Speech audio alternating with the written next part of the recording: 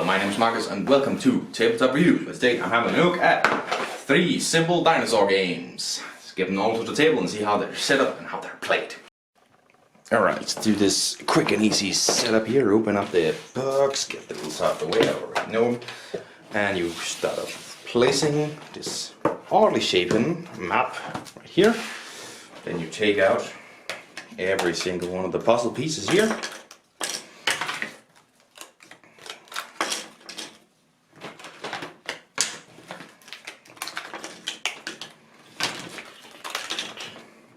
Turn them up, down, bam, bam, bam, bam, bam, bam. Shuffle them up and then place them out on the puzzle piece places out here.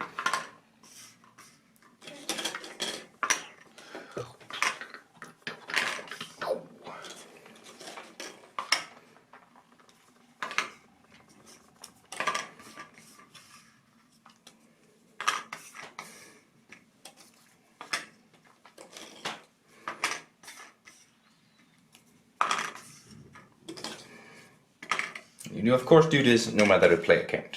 Alright. And then you decide how many, which colors you want to use. Let's just throw out all the colors to the side here. And say we're playing a big ass 4-player game. And each player takes up the archaeologist and chooses a space to start. There we go. It has to be one of these rocks right here. It can't be at a puzzle piece, but that's fine. And then the starting player, they say it's the youngest because it's a kid-friendly game. Roll the dice. Bam! Moves 4 spaces. Let's say it's red because then it goes like this. Moves 4 spaces. 1, 2, 3, 4. If he lands on a puzzle piece like this, he can take the puzzle piece. He keeps a secret from everyone. He looks at it. Oh, and it wasn't his, and he puts it down. And he puts it down and just stands there. So let's say there was moved one up here, one down here, one over here, and this one is over there. And green is quite lucky here. Try and assemble it. How the heck does these go together? I think this might be up here. This might. What the what? What the hell? Yeah. I can't assemble it like that. I've never read. And then it's purple guy's turn, and he rolls the die. He moves 3, and it's 1, 2, 3, and moves over here. He looks at the puzzle piece, and it is not his puzzle piece. But now there's room over here, and knows red is there. He's gonna throw it over here because this is a red puzzle piece. He's gonna throw it over there. And then you move around until someone has collected all of their puzzles. I mean, this was also a green, so maybe this will give me the hints towards how the heck I'm gonna assemble this damn thing. So that's a bit of assemble there. And when someone has assembled their puzzles, they're the winner. You can play on until every puzzle is completed, or you can end the game there. And this is of course the same if you're playing 2-player, then you have all the puzzle pieces in, but you only need to find your own. So yeah. Dinosaur Parade, a quick little card game here. Let's bring it out. Top of the box, the rule book's out. So I'm just gonna flip it on the head, shuffle them all up. Boom, boom, boom, boom.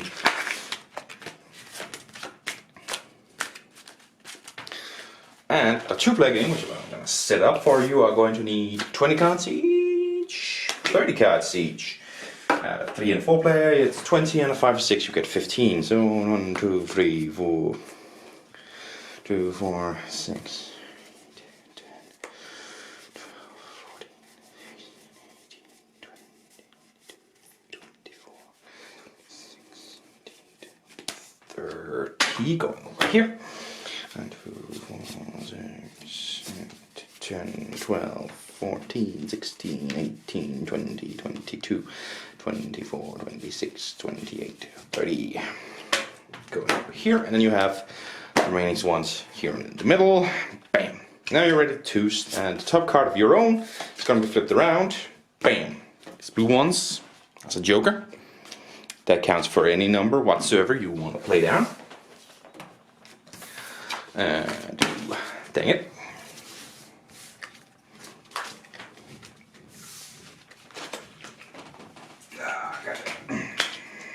and that's the number 5. Bam, let's say this player over here with Joe, he starts, he's gonna grab himself 1, 2, 3, 4, 5 cards to start off with. Bam, this is his starting hand, another Joker dame. And you want to get rid of this pile, so he's gonna start off by putting down a Joker. Remove the next card. This now is a 1, so you can go a 2, and a 3, and a 4, and a 5, and a 6. Then he draws up 4, 5 new ones. I don't think he's shuffled up very well, but then he goes a 7, and an 8, and a 9, and a 10. And 1. Of course, this one is then removed over here, because it's done. And the 1, and now we can't keep going anymore, so he has to put down 1 here, which is just going to choose the 10. Bam, and it's this guy's over here's turn. He draws up 1, 2, 3, 4, and 5. And he goes 1, and a 2, and a 3, and 4, and a 5. And it is a 7, and that's just bad. Now he can't go, so he puts down the card up there. And then you just keep on going until someone has lost their pile. Now to change it up a little bit, there is a few right here special cards, because this is obviously just like Skip or the Donkey game. There's a few special cards here to just differentiate it a little bit. Let's see if I can't find one of each down here. Do I have a skull already? No, let's bring out a skull. This one, damn, there's a lot of special cards in here. And I would always have to check out, like, no matter what, I would have to check out the pile here. So, so what do we have here? Okay, yeah. The throw-out card. Which one is that? This basically means you can throw out your entire hand to get another one. What the actual frickety flippity jiggity shit is this? It's not the meteor. It's the throw-out card. So you can throw out your entire hand and pull out 5 new cards and continue playing there. Which one is that? We'll find out. Egg card, the switch card, that's this one, trade card. You can switch out your hands. No, where was it? You can switch out a hand from your card with the top one in your pile or the top one in your opponent's pile. That is 7 over there. That's that one. The egg. You can log one of the parade piles or your opponent's pile for a turn. So until it's your turn again, or until if your opponent throws on the meteor. So that's a way for the meteor card. You can throw a parade pile, or alright, it's one of these piles you lock with the egg. Bang. But this one makes you can throw this one out, or you can throw this entire one out, or you can remove the egg, right? So you can take this one and throw this entire pile out, also disturbing your opponent. Skip over card. That's gotta be this one, right? That's the skip card. And you put this one at the end of your turn, not the start of it, but the end of the turn you can skip your opponent, right? The no card, and I'm guessing it's this one. It's just basically blocking an opponent's card. Well, of course you can just go no, no, no, no, no. But you get the card back. So if your opponent throws a no on top of this one, you just get the card back. And then you have the duel card. Basically it's a duel between the opponents. You can only put down the duel card when it's not your turn, and then 2 opponents battle it out until someone has put down the highest card. And that must mean this is the throw-out card. The skull card, you freaking jackasses. Anyways, Dinosaur Parade. Let's pack it up. And the final one, Dinosaur Battle. Bring out your dinosaur cards here, bring out all of them please. Shuffle up, and every player needs the same amount of cards. So all of them are going to be split out. Let's just do it. Simple, quick way for a 2-player game, right?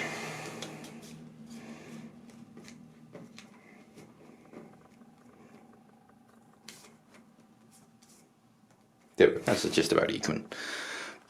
Go to 2 piles, and you drop the top one of your deck, of your hand. You can kind of keep it like this. Dinosaurs. There's 4 of them in the deck. It says right here. And then here, L-O-Saurus. Interesting. But anyways, this is a bunch of stats, and then you can choose the one you think it is the highest on.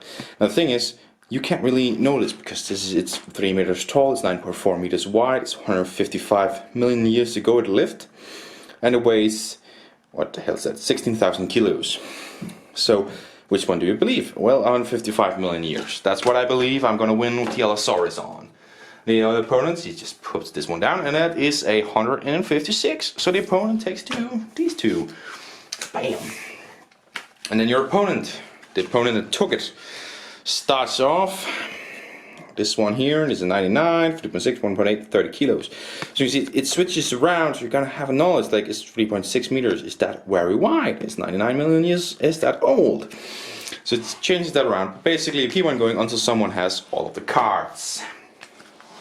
Which means you can play for eternity, or you can play for a very short amount of time. That's the entirety of that game. Bam! Get back to the table. Bam, that's it. Now let's go in order. Gameplay, find your fossil. It's very simple, a roll and move game. All about logging and trying to assemble your skeleton with the plates. And then a little bit of take that by moving a skeleton far away or confusing your opponent by putting it very close. It's not that deep, but it's very simple. Dinosaur Parade. It's basically just a zombie game or Skippo, but with special cards. I mean, that's it. Get rid of them, all of them. These are all down to luck. 100% down to luck, these two. This one is not 100% down to luck. It's a little bit of knowledge about dinosaurs, which I like, because I like dinosaurs. I know a little bit about them. And then trying to win all of them by correctly guessing which card your opponent has and what the statistics are. So that's the gameplay. Definitely gameplay I prefer this one. You're gonna see I like this one a lot more than the other ones. Anyways, theme is all in you know, dinosaurs. I mean, this one is kind of thematic because finding fossils is all about luck, and it is definitely a puzzle once you've found fossils to assemble them. These two are not very thematic. There are dinosaurs on them. This one has statistics, so that's nice, but otherwise it's not really. I mean, it's kind of thematic that the Joker is the only one that's not a dinosaur. That's not actually a dinosaur, as far as I know. The other ones are dinosaurs. So it's kind of interesting that it's that Joker. And it's of course nice that the largest number is also the largest dinosaur. It kind of moves like that, sort of, throughout the game. But in the end, these are not very thematic. Component-wise, I again prefer this one. It's a box that contains all the cards. The cards are actually perfectly fine. Not amazing, they're not brilliant, they're fine.